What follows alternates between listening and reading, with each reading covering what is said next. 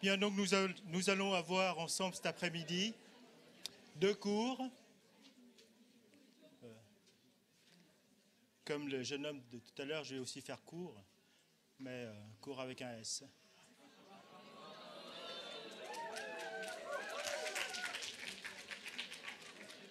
On fait vraiment ce qu'on peut.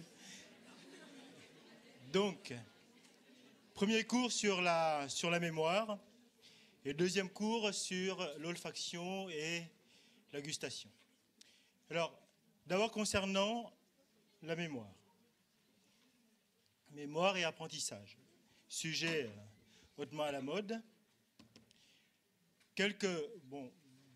Comme à mon habitude, les objectifs à connaître et quelques définitions. Quelques définitions concernant la mémoire. Premièrement, je pense que qui parle de mémoire parlera en même temps des mécanismes d'apprentissage et ensuite viendront les mécanismes de la mémoire et enfin, heureusement, qu'il y a également l'oubli parce que s'il faut que l'on se mémorise tout ce qu'on apprend, eh bien la vie sera bien triste après. Donc on va voir la définition de chacun de ces 3 termes. L'apprentissage, c'est d'abord le processus qui permet au système nerveux central d'acquérir de nouvelles informations. Donc, c'est simplement l'acquisition de nouvelles informations. Lesquelles nouvelles informations vont être stockées et puis récupérées, autant que faire se peut, au bon moment et au bon endroit, pour être restituées. Et enfin, l'oubli, c'est simplement les processus qui permettent d'éliminer, qui entraînent la perte de ces informations qui auraient été emmagasinées avec le temps. Donc pour faire simple, apprentissage, c'est l'acquisition de nouvelles données. Mémorisation, c'est le stockage, mais aussi la restitution de ces informations. Et puis l'oubli, c'est le luxe que l'on peut se permettre de se débarrasser de certaines de ces informations que l'on aurait estimées superflues. Alors, à propos de la mémoire, on a l'habitude de distinguer 2 types de mémoire. Le premier type de mémoire qu'on appelle la mémoire déclarative et le deuxième type de mémoire qu'on appelle la mémoire procédurale. Ce sont des termes cliniques et je pense qu'à un moment ou à un autre, il va falloir voir les définitions de ces 2 types de mémoire. Mémoire déclarative d'abord. Qu'appelle-t-on mémoire déclarative? On l'appelle encore mémoire explicite. On peut expliciter, on peut déclarer ce type de mémoire. Et la mémoire explicite ou encore déclarative, c'est un type de mémoire qui concerne les épisodes, mémoire épisodique.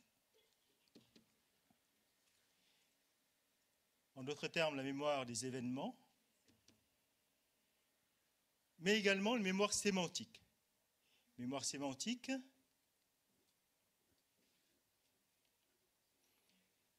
et on parlera de mémoire permettant l'apprentissage et la restitution du langage, mais surtout le maniement des concepts. Quelques exemples. Mémoire déclarative ou explicite concernant les épisodes, les événements ou bien la sémantique, c'est-à-dire le langage et le maniement des concepts, concerne le stockage et la récupération des données qui peuvent émerger à la conscience. C'est quelque chose dont vous avez conscience, et surtout, qui peuvent être encodés sous forme de symboles.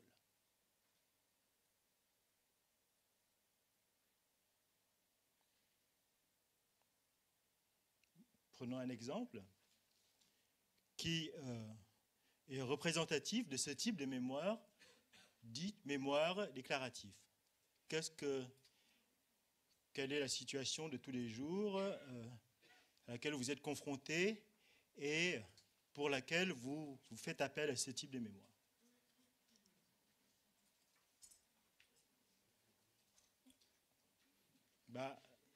quelque chose qui peut émerger à la conscience, encodé sous forme de symboles, que vous allez stocker, récupérer, restituer par le langage, pas tellement le maniement des concepts, c'est par exemple, donc exprimé par le langage, c'est par exemple le numéro de téléphone.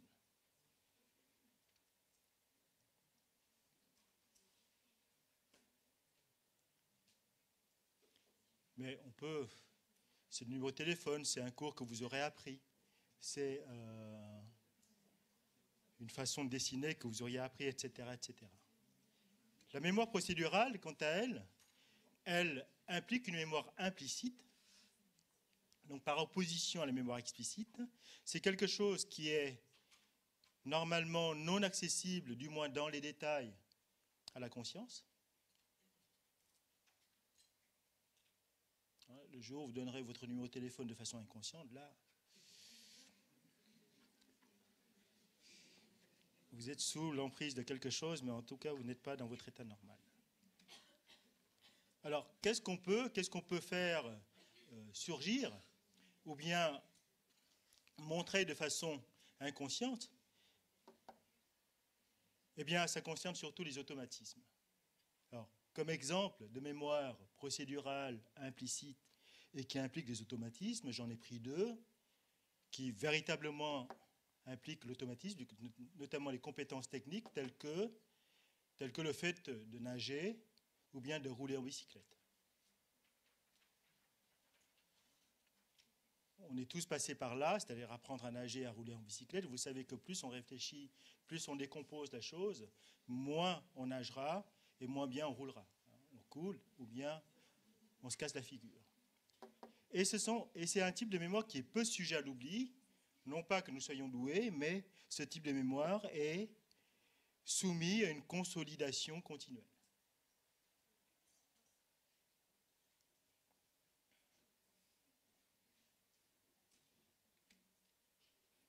Alors, comme exemple, j'ai pris un autre exemple qui me plaît bien, c'est comment jouer d'un instrument de musique. Donc voilà les classifications, les différents types de mémoire. Mémoire déclarative d'un côté, ou encore explicite. Mémoire procédurale de l'autre, ou encore mémoire implicite.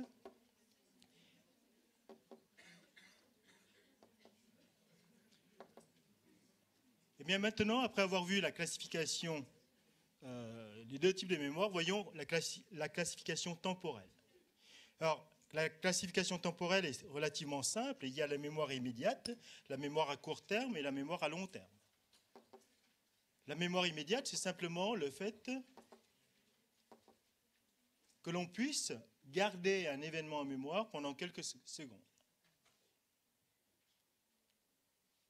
La mémoire à court terme, c'est le fait de pouvoir garder ces notions en mémoire pendant quelques minutes. Et bien sûr, la mémoire à long terme, c'est celle que vous allez mettre en œuvre, notamment pour réussir votre examen, stocker ces notions pendant des jours, des semaines. Ne rêvons pas trop, certainement pas pendant des années. Classification temporelle relativement simple. Immédiate, c'est l'ordre de la seconde. Donc des informations que vous pouvez recueillir et puis ensuite vous pouvez oublier quelques minutes après. Mémoire à court terme, c'est celle probablement qu'on utilise très souvent. Et la mémoire à long terme, c'est celle que l'on va utiliser pour garder les informations pendant des années. Voilà la classification simple qu'il faut connaître et que vous allez voir de temps en temps apparaître dans des ouvrages. Maintenant, nous allons nous intéresser plus particulièrement à ce qui est le propre du cours d'aujourd'hui, à savoir les mécanismes moléculaires de la mémoire. Alors, je vous présente le sujet d'étude aujourd'hui. Vous le connaissez? C'est un escargot. C'est bien, et c'est un escargot particulier, puisque en fait c'est l'escargot que l'on trouve dans la mer. Le nom scientifique c'est l'aplysie, ou bien encore on l'appelle le lièvre de mer. Alors c'est intéressant que vous appeliez ça un escargot alors que les scientifiques l'appellent le lièvre du point de vue de vitesse, et c'est pas tout à fait la même chose. Mais c'est ainsi, donc l'apisie ou bien le lièvre de mer sera le sujet qui va permettre aux chercheurs de comprendre aujourd'hui comment ce phénomène qu'est la mémorisation va être expliqué par des phénomènes moléculaires. Alors,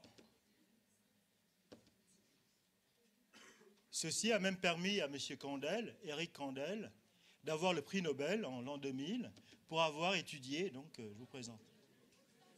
Alors, vous aurez remarqué qu'à chaque fois que je vous présente la photo d'un prix Nobel, généralement, ils sont heureux. On les voit rarement faire la gueule sur la photo prise sur le site du prix Nobel. Donc M. Kandel, qui a passé sa vie à étudier le lièvre de mer.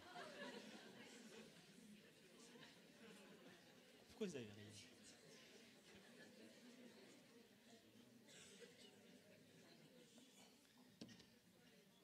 Et en fait, en deux mots, bon, je vous ai présenté M. Kandel, maintenant présentons l'apisie, c'est un mollusque marin. Et en fait, il est intéressant dans la mesure où le nombre de neurones est relativement peu important, seulement une vingtaine de milliers, qui sont facilement identifiables par leur taille et leur emplacement.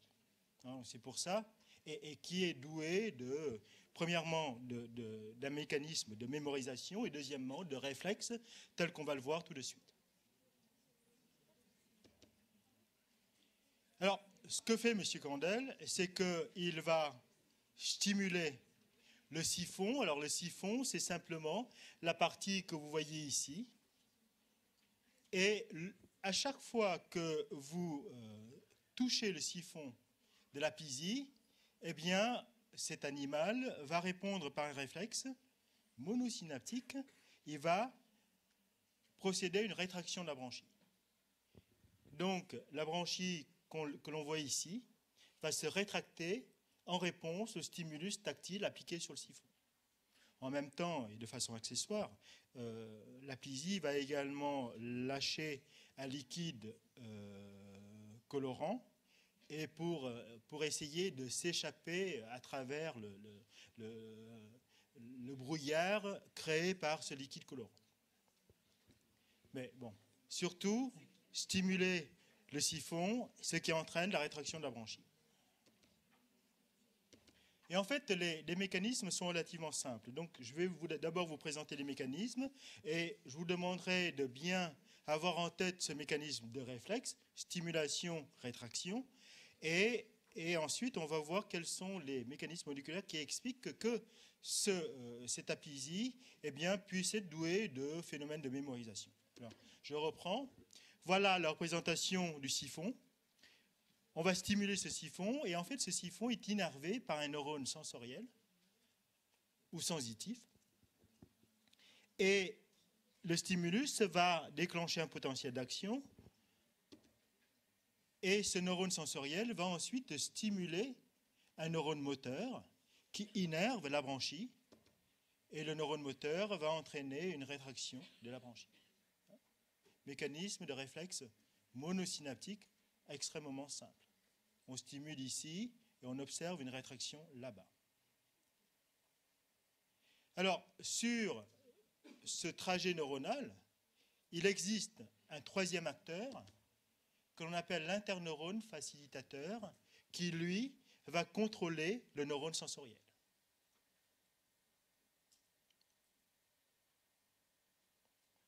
Alors, avant d'aller un petit peu plus loin, prenons un petit peu de recul et regardons ce phénomène. Alors, le phénomène de mémorisation de la branchie, c'est simple. Vous voyez une apisie qui passe par là. Vous titillez un petit peu le siphon. La branchie va, pas la branchie, l'apisie va rétracter sa branchie. D'accord? Et comme l'apisie est emprisonnée dans votre laboratoire, elle ne peut pas aller bien loin. Donc ensuite, vous revenez vers l'apisie, vous refaites une deuxième stimulation. Et qu'observez-vous? Vous observez que la vitesse de rétraction de la branchie va être augmentée. Et au fur et à mesure que vous répétez cela, bon, bien sûr, elle ne parle pas, mais elle pense pas moins que commencer à la fatiguer. Mais en même temps que cela, eh bien, elle va augmenter sa vitesse de rétraction et même parfois, ça va devenir quasiment instantanée. Ce qui veut dire que ce petit animal, qui n'est pas bien développé du point de vue neuronal, puisqu'il n'y a que seulement 20 000 neurones, eh bien, a gardé en mémoire le stimulus et afin de pouvoir répondre de façon appropriée, plus rapide, par la rétraction de la branchie. Alors, cela étant dit, maintenant, comment peut-on imaginer l'apprentissage? Eh bien, l'apprentissage est très certainement modulé par cet interneurone. D'accord? C'est très certainement modulé par cet interneurone qui va changer la conformation moléculaire du neurone sensoriel, essentiellement. Alors maintenant, voyons comment cela se passe au niveau des neurones, au niveau de la cellule. Bon. Et puis l'interneurone facilitateur, lui, c'est un neurone sérotoninergique, puisqu'il synthétise et libère le 5-HT ou bien encore la sérotonine. Bien, maintenant, au niveau de la cellule, vous avez ici l'intérieur du neurone sensoriel. Voilà les deux membranes qui délimitent le neurone sensoriel. Ce neurone sensoriel va faire synapse avec le neurone moteur qui énerve la branchie, que j'ai mis en bas. Et puis, l'interneurone, lui, il va arriver d'en haut, il va moduler, il va contrôler l'action du neurone sensoriel. J'applique le stimulus ici. Il y aura un potentiel d'action qui va naître, mais en même temps que le fait d'appliquer le stimulus, l'interneurone facilitateur sera également stimulé et il y aura une libération de sérotonine. Laquelle sérotonine va se fixer sur son récepteur spécifique, qui est un récepteur couplé à une protéine GS, laquelle, lorsqu'elle est stimulée, va entraîner la synthèse de l'AMP cyclique à partir de l'ATP sous l'effet de l'action catalytique de l'adénylate cyclase. Donc, en gros, on peut résumer en disant que la sérotonine va entraîner la synthèse de l'AMP cyclique. Que fait cet AMP cyclique? Eh bien, l'AMP cyclique va stimuler la protéine kinase A, comme on le sait, et c'est à partir d'ici que les choses deviennent intéressantes. La protéine kinase A va agir sur un canal ionique, notamment un canal potassique, qui, lui, sera inhibé suite à la phosphorylation induite par la protéine kinase A. En d'autres termes, pour faire court, la sérotonine va aboutir à l'inhibition d'un canal potassique suite à la phosphorylation par la protéine kinase A. Donc, si les canaux potassiques sont inhibés, le potassium ne pourra plus sortir de la cellule, et ainsi, vous allez accumuler des charges positives, donc entraîner une dépolarisation. N'oublions jamais que nous sommes ici dans le cadre d'une physiologie neuronale, synaptique. Et tous les messages nerveux peuvent être traduits en de termes très simples, qui est la dépolarisation, qui ensuite va entraîner l'ouverture des canaux calciques dépendant du voltage. Le calcium qui va rentrer à l'intérieur de la cellule sera suffisant pour entraîner quoi? Eh bien, nous sommes dans une cellule nerveuse pour entraîner la libération de neuromédiateurs.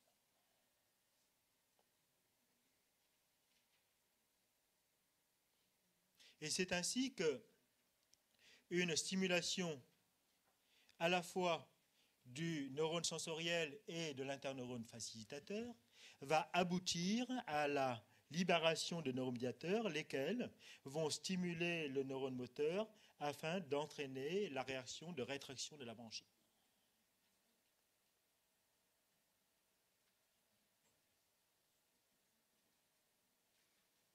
Bien, maintenant, vous gardez ce schéma bien en tête, qui est un schéma finalement relativement simple. Et vous allez vous poser la question pour savoir comment une deuxième stimulation répétée et rapprochée dans le temps va permettre une rétraction plus rapide de la branchie. En d'autres termes, comment une deuxième stimulation va permettre une transmission synaptique accélérée. Hein? Et en fait, la réponse se trouve dans les mécanismes qui vous sont montrés ici.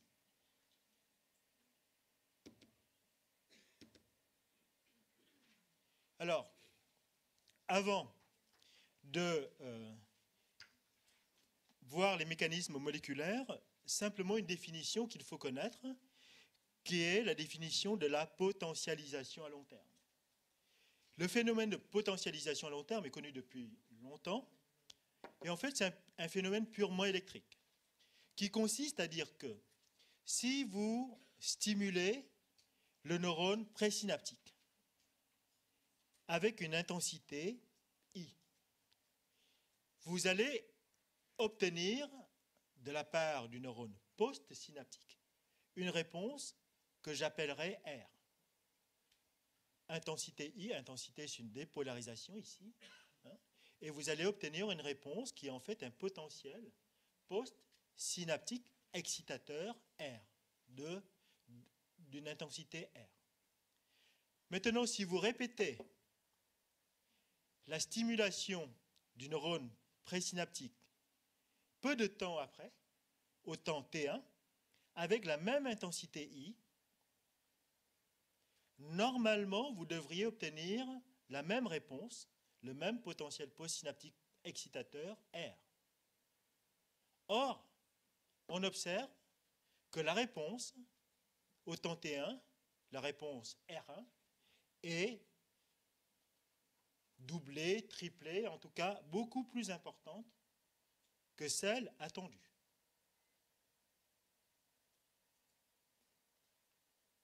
Et donc, il y a un phénomène que l'on peut assimiler à un phénomène de potentialisation. La réponse a été potentialisée. C'est comme si ce neurone postsynaptique avait augmenté son rendement, avait appris et devenait beaucoup plus efficace dans sa réponse face à la stimulation qui, elle, demeure invariable. Même stimulation, réponse plus importante. Et ceci est la base neurophysiologique, la base électrophysiologique de la mémorisation. Ce phénomène de potentialisation à long terme. Le même stimulus, répété peu de temps après, va entraîner une réponse plus importante. Alors ceci implique des modifications de structure de la cellule postsynaptique, et cette modification structurale implique la synthèse de novo d'ARN messager et de protéines.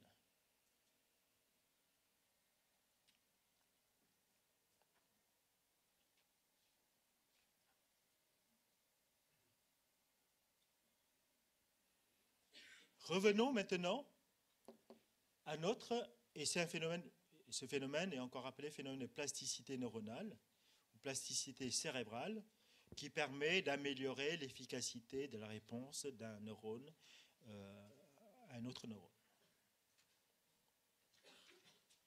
Et revenons donc au schéma de tout à l'heure. Nous sommes toujours ici dans le neurone sensoriel, avec le récepteur, la sérotonine, la protéine GS, la diacylase, la synthèse d'un cyclique, l'activation de la protéine kinase A et l'inhibition du canal potassique. Et on a vu tout à l'heure que l'inhibition de ce canal potassique va entraîner une dépolarisation permettant l'entrée de calcium et donc la libération des neuromédiateurs permettant l'activation du neurone postsynaptique, du neurone moteur. La protéine kinase A ici, non seulement va inhiber le canal potassique, mais va également phosphoryler un facteur de transcription qu'on appelle le CREB, qui sera activé par cette phosphorylation. Et ce CREB, activé par le facteur de phosphorylation, va se mettre sur son élément de réponse et induire la transcription de gènes.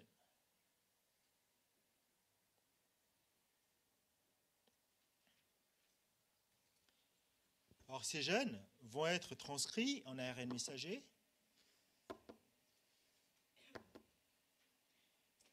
lesquels vont être traduits en protéines. Alors ici, j'ai représenté quelques protéines.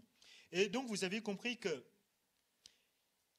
par rapport à la situation de départ, où vous avez simplement stimulation de tout ceci et inhibition du canal potassique entraînant l'entrée de calcium, eh bien, après plusieurs stimulations, vous allez entraîner une modification de la population protéique de la cellule, avec synthèse de nouvelles protéines. Et ici, la question posée est de savoir que font ces protéines. Quels sont les effets de ces protéines qui expliquent que le neurone sensoriel, au bout d'un certain nombre de stimulations, va devenir de plus en plus efficace. Alors, la première chose, le premier type de protéines synthétisées sous l'effet de la protéine kinase A, du CREP et de tout ceci, eh bien, ce sont des facteurs de croissance qui vont développer, qui vont permettre le développement d'autres synapses, renforcer l'attache synaptique entre les deux neurones, facteurs de croissance.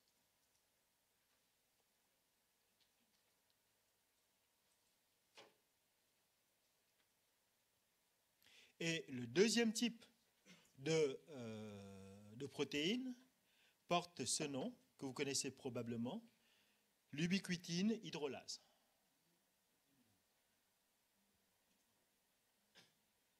Et cette ubiquitine hydrolase va cibler la protéine kinase A.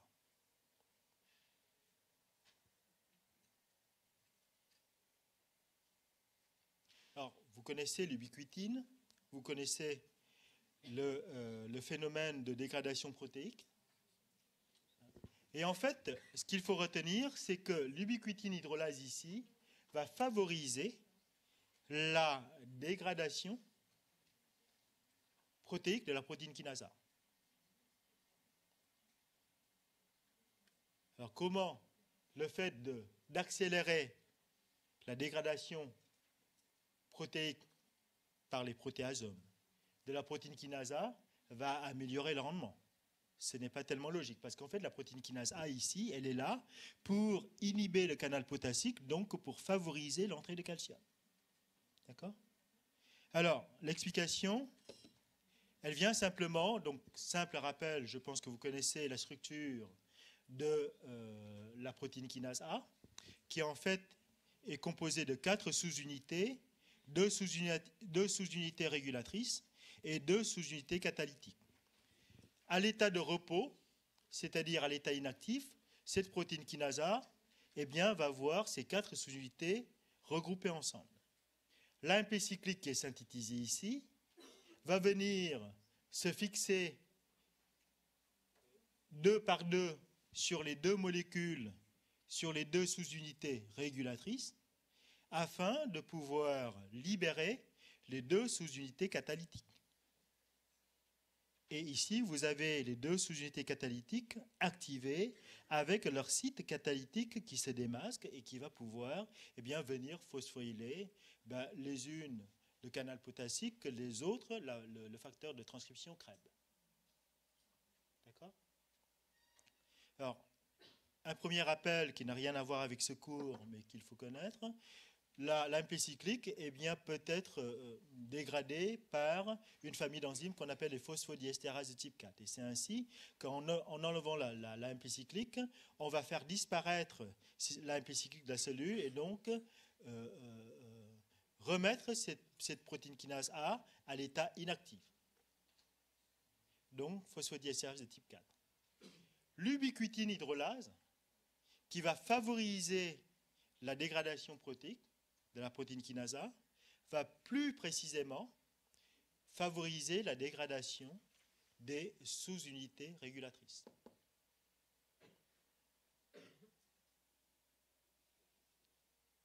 C'est clair?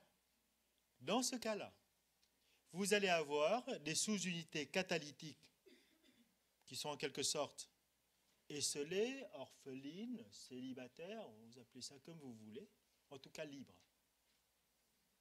Libres de toute contrainte exercée par les sous-unités régulatrices et surtout libre de continuer de stimuler les molécules cibles. Et ainsi, vous pouvez vous passer de la présence d'un MP cyclique en ayant toujours la possibilité de stimuler le canal potassique ou bien le CREB pour continuer à entraîner le changement dans la cellule.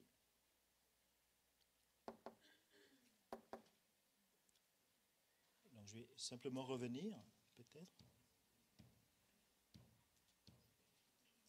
Et donc ainsi, vous pouvez très bien avoir très peu de stimulation au niveau du récepteur sérotoninergique et pourtant avoir des canaux potassiques qui sont phosphorylés, donc qui sont inhibés, et dont l'entrée de calcium qui est là.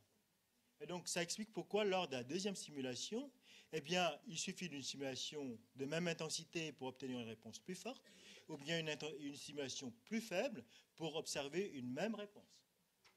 Ceci grâce, en effet, à cette possibilité pour la protéine kinase A de continuer à fonctionner sans forcément avoir la présence d'un cyclique.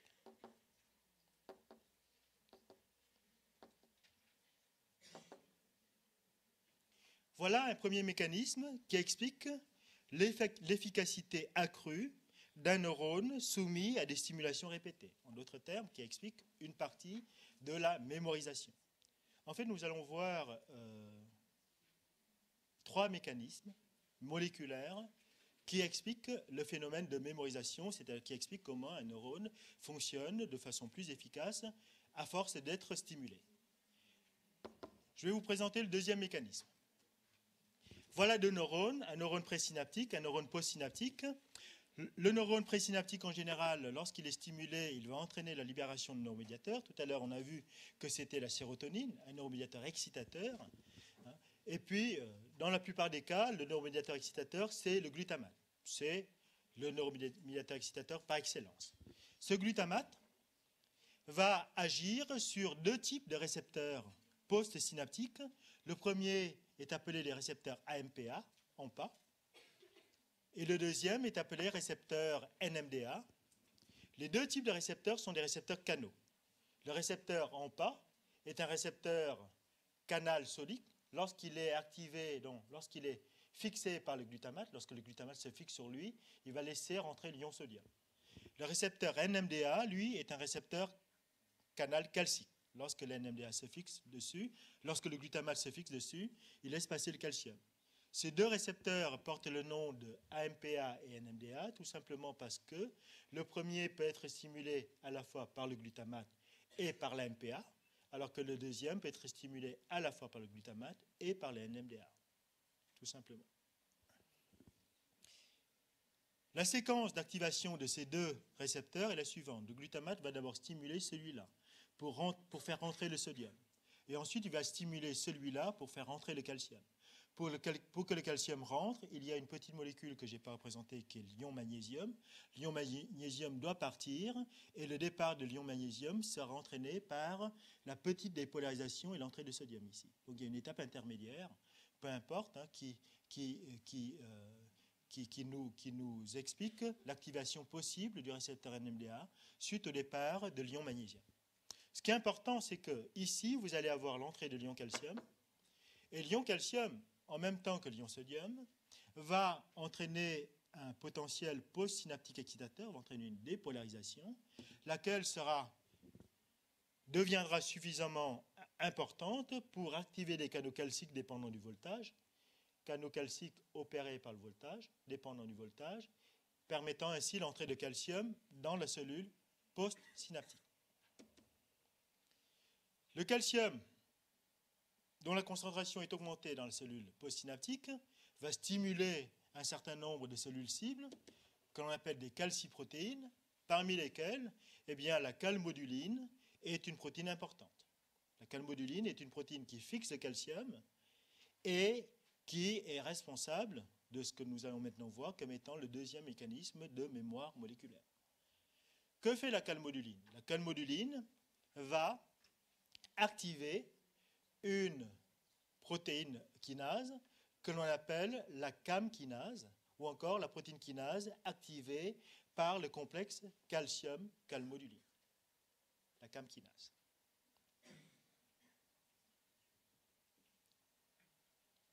Donc en résumé, et avant de voir la suite, vous stimulez le neurone postsynaptique par le neurone présynaptique, vous allez aboutir à une augmentation de calcium à l'intérieur de la cellule postsynaptique. Cette augmentation de calcium va stimuler la calmoduline et, in fine, va stimuler la CAM kinase. Alors, il y a plusieurs types de CAM kinase. Celle qui est exprimée majoritairement dans les neurones de structures responsables de la mémorisation, eh bien, est appelée la CAM kinase de type 2. Alors, rapidement, un point de rappel concernant la calmoduline. C'est une petite protéine de 150 acides aminés à peu près, qui fixe 4 molécules de calcium.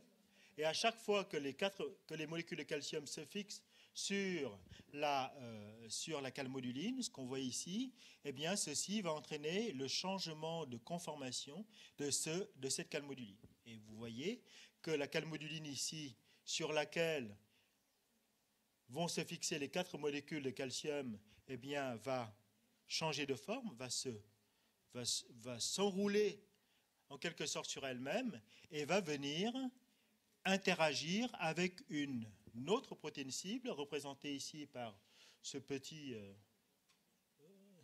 bâtonnet rouge. C'est la protéine cible du complexe calcium-calmoduline.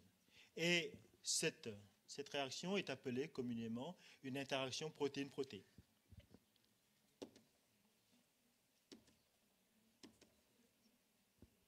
Et voilà ce que j'ai représenté. J'ai représenté la calmoduline comme ceci. La protéine de 150 acides aminés avec les 4 sites de liaison au calcium. Donc les 4 molécules de calcium vont venir se fixer sur leur site de liaison. Et on a vu tout à l'heure que suite à cela, la protéine va changer de forme. Alors, comme je ne suis pas très doué au dessin, le changement de forme, donc ça c'est simplement le lieu de fixation du calcium. Le changement de forme, je l'ai représenté simplement comme ceci.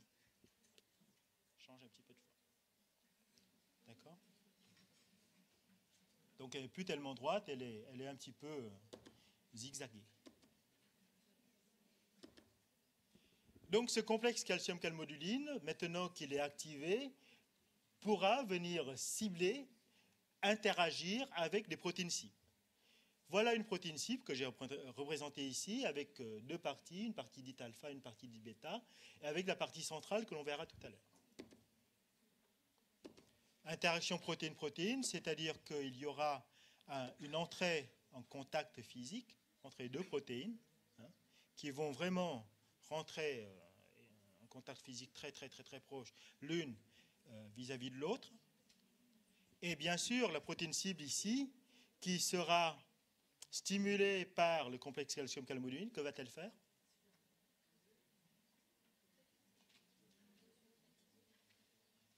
Elle va changer de forme. En fait, le but, c'est ça. C'est le complexe calcium-calmoduline va venir, eh bien, attraper la protéine cible et puis l'obliger à... Bon, il va lui faire une clé et puis l'obliger de se transformer de forme. Et c'est ce que j'ai représenté ici. 3e étape, changement de forme de la protéine cible qui, au lieu d'avoir la sous-unité alpha vers le haut, aura la sous-unité alpha vers le bas. C'est juste schématique. Mais retenez, changement de forme de la protéine cible. Et avec ce changement de forme, eh bien, cette protéine cible va également changer de fonction. Elle sera soit activée, soit inhibée. Changement conformationnel va entraîner un changement fonctionnel.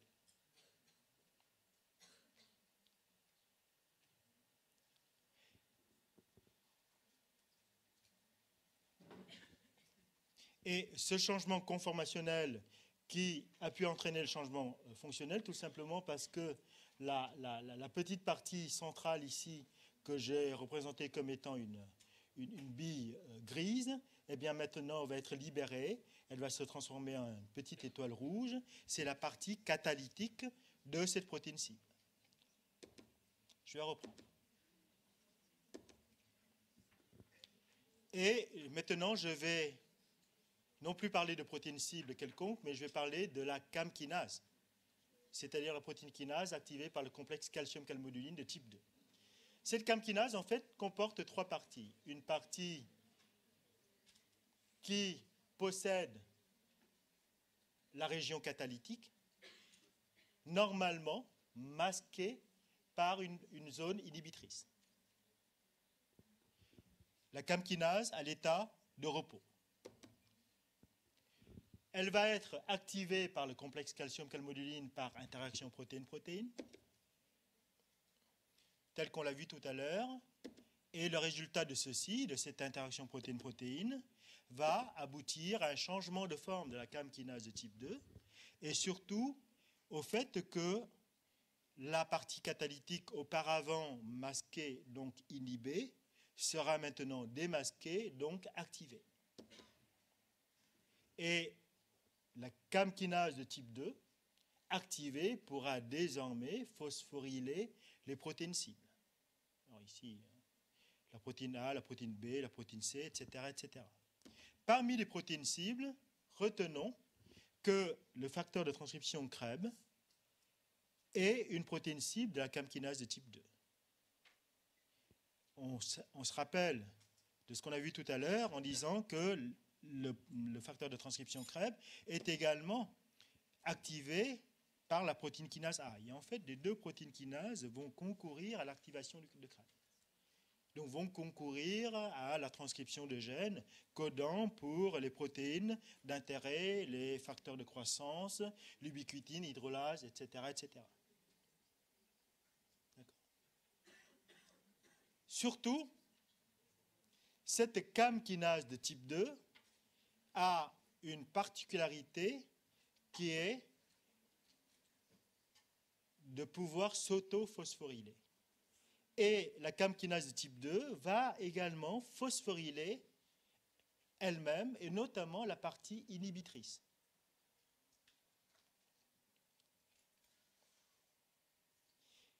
La phosphorylation de la partie inhibitrice de la CAM kinase de type 2 va inhiber cette partie inhibitrice. Et donc va empêcher cette partie inhibitrice de redescendre, masquer la partie catalytique. C'est le seul point à retenir. C'est la seule petite subtilité à retenir. Cette phosphorylation va inhiber la partie inhibitrice. Donc, que peut-on dire? Inhibitrice. Non, inhibition de la partie inhibitrice. On peut dire que, si je reprends du début et si je résume, l'essentiel à retenir. Complexe calcium-calmoduline activé. La CAM kinase de type 2 inactive. Interaction protéine-protéine qui permet l'activation de la CAM kinase de type 2. Phosphorylation de la CAM kinase de type 2 qui empêche la partie inhibitrice de revenir inhiber la partie catalytique. Et si cette partie inhibitrice est inhibée, maintenant, si vous êtes la calmoduline, dont le but est de venir activer la CAM kinase de type 2, vous dites, maintenant, puisqu'elle ne peut plus être réactivée, vous pouvez partir. Et en fait, vous pouvez partir aussi parce que le calcium dans la cellule va diminuer. Donc, la calmoduline va retrouver sa conformation initiale inactive. Et en fait, ceci va nous permettre de distinguer 3 situations. La première situation, lorsque la CAM kinase de type 2 n'a pas encore rencontré le calmoduline, elle est inactive, puisqu'elle était seule. La deuxième situation, après la rencontre avec le complexe calcium-calmoduline, cette CAM kinase de type 2 est forcée d'être active, puisqu'elle est associée avec le complexe calcium-calmoduline. Elle est totalement active. D'accord ? Et la troisième et dernière situation, cette CAM kinase de type 2 libérée donc de nouveau seule, plus de calmoduline, comment est-elle? Elle est active, encore partiellement active. Et donc ce simple phénomène qui aujourd'hui est facile à comprendre a été baptisé à juste titre comme étant la mémoire moléculaire. En effet, comme si la CAM kinase de type 2, qui n'est rien d'autre qu'une protéine, c'est-à-dire une succession d'acides aminés, eh bien, est douée à garder en mémoire eh bien, l'existence qu'elle a partagée un bref instant avec le complexe calcium-calmoduline. Et en mémoire de cela, elle dit, même si nous nous soyons quittés, désormais, je vais quand même garder une petite activité en l'honneur du temps passé avec le complexe calcium-calmoduline. Bon. Bien sûr, tout ce que je viens de dire là, c'est simplement du rajout pour essayer de rendre ce cours intéressant, mais ce qui est surtout important, c'est que ce phénomène de mémoire moléculaire a été exemplifié grâce à l'étude des souris KO. On a pu en effet élaborer des souris knockout pour la CAM kinase de type 2.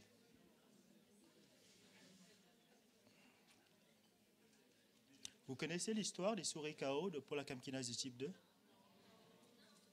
Alors, vous avez compris que si je vous parle de cette souris qui clignote, hein, c'est simplement parce que le fait d'avoir le gène codant pour la CAM kinase de type 2 invalidé, eh bien cette souris va perdre la mémoire moléculaire, ce qui est normal, mais va surtout perdre la mémoire tout court. Alors, comment explore-t-on la mémoire d'une souris? Bonjour, comment vas-tu? Tu te rappelles de moi? On a été ensemble. Vous voyez, le film Ratatouille, c'est des rats, c'est pas des souris, mais bon, non, c'est pas comme ça. En fait, ce qui se passe, c'est que chez des souris, il y a une chose qui est simple, ce qu'on appelle le test de la piscine. Le test de la piscine.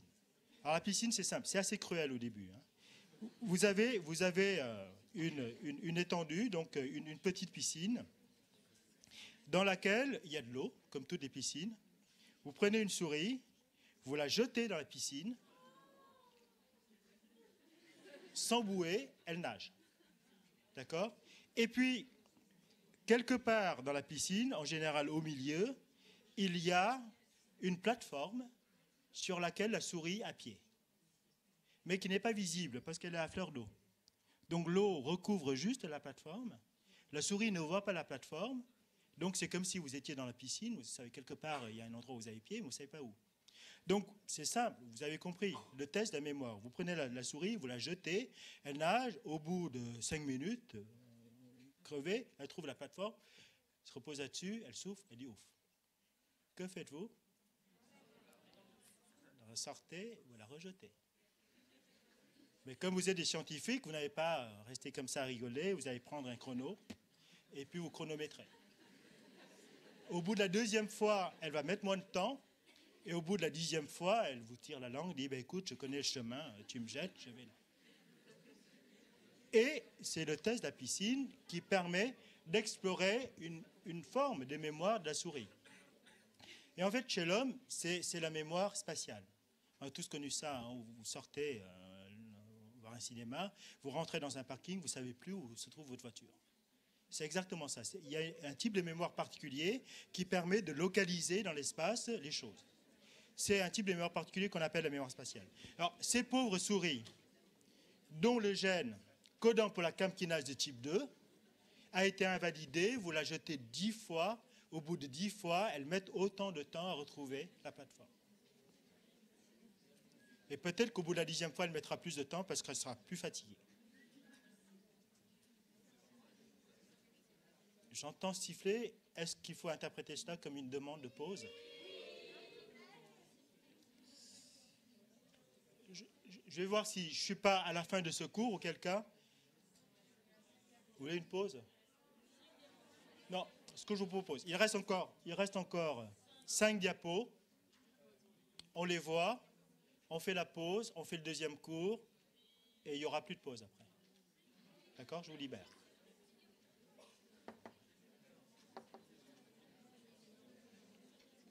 Deuxième mécanisme de mémorisation moléculaire, CAM kinase de type 2.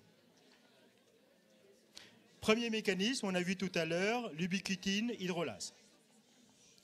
Troisième mécanisme, troisième et dernier mécanisme.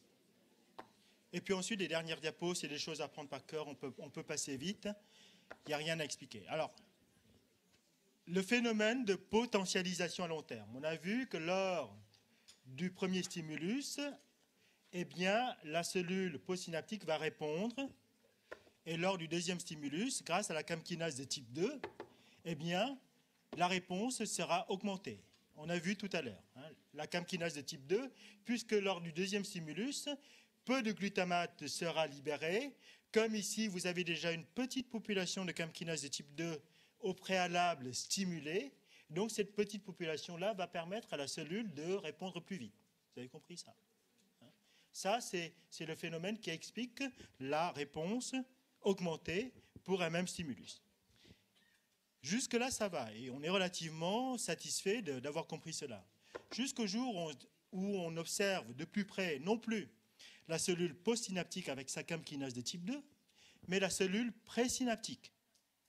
Et on a vu que dans la cellule présynaptique, lors du deuxième stimulus, eh bien, tout à coup, il y a plus de vésicules présynaptiques. Et là, il y a un autre mécanisme. Plus de vésicules présynaptiques, comme si le fait de faire des stimulus répétés, eh bien, non seulement la cellule postsynaptique va apprendre et va répondre plus vite et plus forte, la cellule présynaptique aussi s'était entraînée pour envoyer des stimulus plus efficaces. Exemplifié par le fait d'un nombre plus important de vésicules présynaptiques. Et alors là, pendant longtemps, on s'est posé la question, mais comment cela est possible? Comment cela est possible? Et on va voir comment. En fait, cela n'est possible que si on fait la supposition. La cellule présynaptique stimule la cellule postsynaptique. Cette cellule postsynaptique va répondre. Elle va changer sa population de CAM kinase de type 2. Elle va changer ses canaux qui vont devenir plus facilement excitables, etc., ou bien inhibables. Mais surtout, elle va synthétiser un signal qui va revenir stimuler la cellule présynaptique. Un signal qui va revenir stimuler la cellule présynaptique. Et ce signal-là, maintenant on le connaît. Avant, on ne savait pas ce que c'était. Maintenant, on le connaît. Parce que parmi les signaux, donc ça, vous connaissez, calcium calmoduline, qui stimule la CAM kinase 2, un signal qui peut voyager de la cellule postsynaptique vers la cellule présynaptique, il n'y en a qu'un. Ça doit être un gaz, le NO. Et le NO, ça tombe bien parce que la NO-synthase neuronale, elle est dépendante du calcium. Elle est également activée par le complexe calcium-calmoduline. Donc le complexe calcium-calmoduline non seulement active la CAM kinase de type 2, mais également active la NO-synthase neuronale qui, que fait-elle? Elle va synthétiser le NO, et lequel NO va revenir dans la cellule présynaptique, stimuler la synthèse du GMP cyclique, lequel GMP cyclique va participer à la genèse plus importante de vésicules présynaptiques.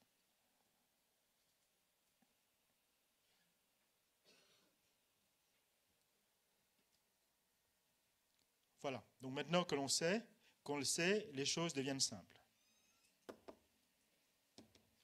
Alors l'oubli, il n'y a rien. Moi, je ne connais pas les mécanismes moléculaires de l'oubli. Tout ce que je sais, c'est important d'oublier parce que s'il faut tout retenir. Mais en fait, il y a peu de choses encore. Il n'y a quasiment aucune étude scientifique sur les mécanismes de l'oubli. L'amnésie, maintenant, alors, contrairement à l'oubli qui est un phénomène physiologique, l'amnésie est un phénomène pathologique. Ça, c'est une simple question de définition. Alors, c'est l'incapacité pathologique d'apprendre des informations nouvelles ou bien de retrouver des informations anciennes, de récupérer des informations déjà acquises. Alors, par définition, on distingue l'amnésie antérograde, une incapacité de fixer de nouvelles connaissances. Vous Vous êtes avec quelqu'un, vous présentez une nouvelle personne à cette personne, et la personne qui a une amnésie antérétrograde est incapable de se rappeler la nouvelle connaissance. En revanche, elle se rappelle qu'elle vous a connu, heureusement. Parce que l'amnésie rétrograde, qui est l'incapacité de retrouver des souvenirs déjà fixés, est différente. Bien sûr, vous pouvez avoir à la fois une amnésie antérograde et rétrograde, globale, et ce sera la fin de tout, mais vous pouvez assez souvent garder les souvenirs anciens en ayant l'incapacité de retenir d'informations nouvelles.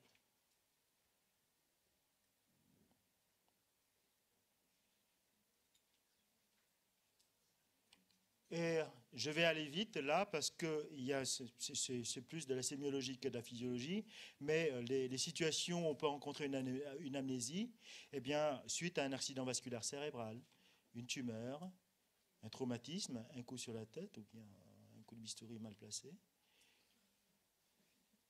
des situations infectieuses, notamment les encéphalites herpétiques, nutritionnelles, donc l'absence d'apport suffisant de vitamine B, par exemple, syndrome de Korsakoff.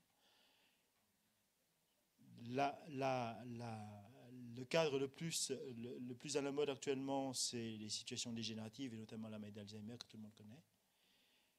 Et je crois que c'est la fin de ce premier cours. Donc après ça, on peut faire une pause.